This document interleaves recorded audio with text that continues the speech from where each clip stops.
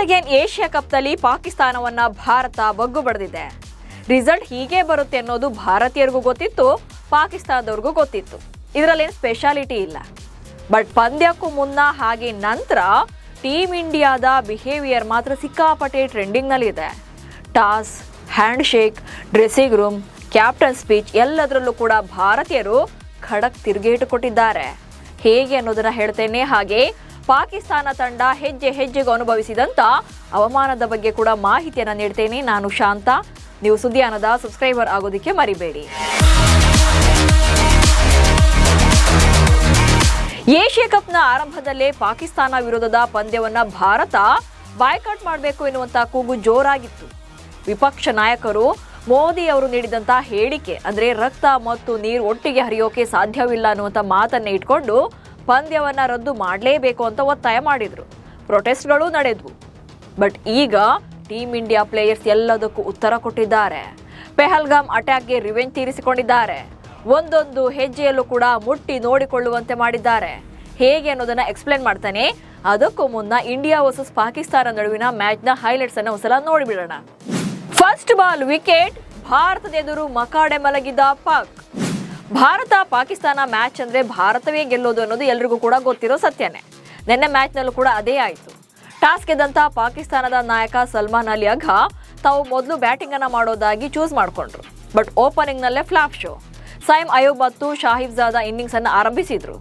First ball ನಲ್ಲೇ Hardik Pandya pavilion ಗಟ್ಟಿದ್ರು.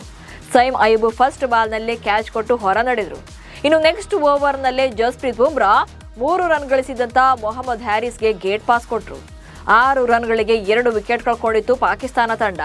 ಆ ಬಳಿಕ ಜೊತೆಯಾದಂಥ ಫರ್ಹಾನ್ ಮತ್ತು ಫಕರ್ ಜಮಾನ್ ಎಚ್ಚರಿಕೆ ಆಟವಾಡಿದ್ರು. ಬಟ್ ಅದು ಕೂಡ ಜಾಸ್ತಿ ಹೊತ್ತು ನಡೀಲೇ ಇಲ್ಲ. ಆ ಬಳಿಕ ಬಂದ ಬ್ಯಾಟರ್ಸ್ ಯಾರು ಕೂಡ ಕ್ರೀಸ್ ಕಚ್ಚಿ ನಿಲ್ಲೋಕ್ಕೂ ಕೂಡ ಸಾಧ್ಯವಾಗಲಿಲ್ಲ.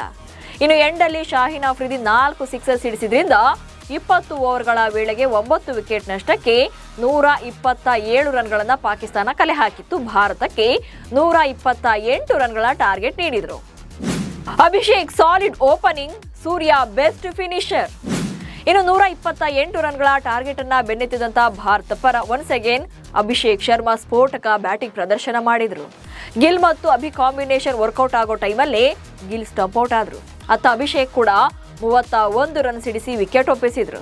ಆ ಬಳಿಕ ಬಂದ ಸೂರ್ಯಕುಮಾರ್ ಯಾದವ್ ಮತ್ತು ತಿಲಕ್ ವರ್ಮಾ ತಾಳ್ಮೆಯಿಂದ ಬ್ಯಾಟ್ ಬೀಸಿದ್ರು. 50 ರನ್ಗಳ ಪಾರ್ಟ್ನರ್ಶಿಪ್ ಕೂಡ ಬಂತು.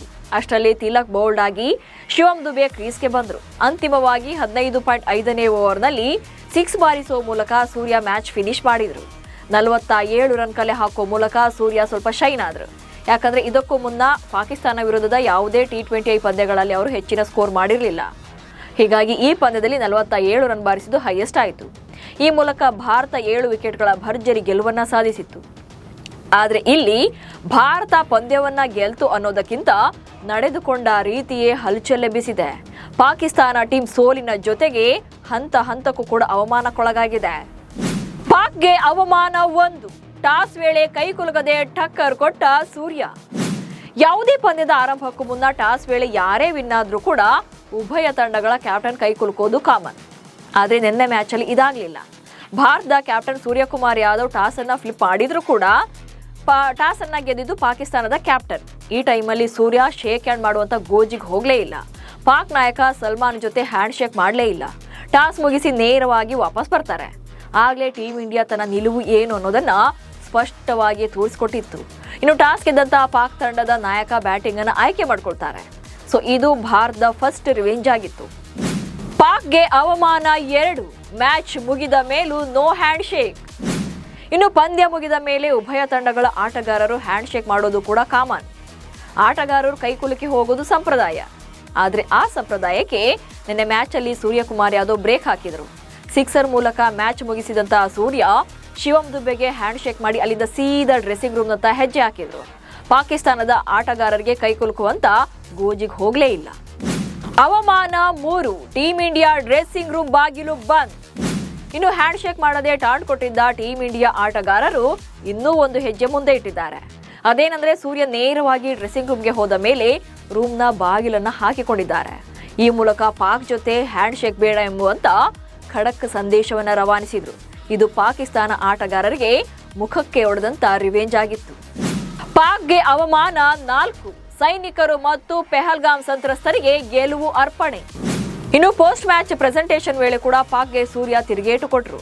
ಈ ಗೆಲುವನ್ನ ಭಾರತೀಯ ಭದ್ರತಾ ಪಡೆಗಳಿಗೆ ಅರ್ಪಿಸಿದಂತ ಸೂರ್ಯಕುಮಾರ್ ಯಾದವ್, ಪೆಹಲ್ಗಾಮ್ ದಾಳಿಯಲ್ಲಿ ಪ್ರಾಣ ಕಳೆದುಕೊಂಡವರ ಕುಟುಂಬಸ್ಥರ ಜೊತೆ ನಾವಿದ್ದೇವೆ. ಈ ವಿಜಯವನ್ನ ನಮ್ಮ ಎಲ್ಲಾ ಸಶಸ್ತ್ರ ಪಡೆಗಳಿಗೆ ಅರ್ಪಿಸೋಕೆ ಬಯಸ್ತೇನೆ.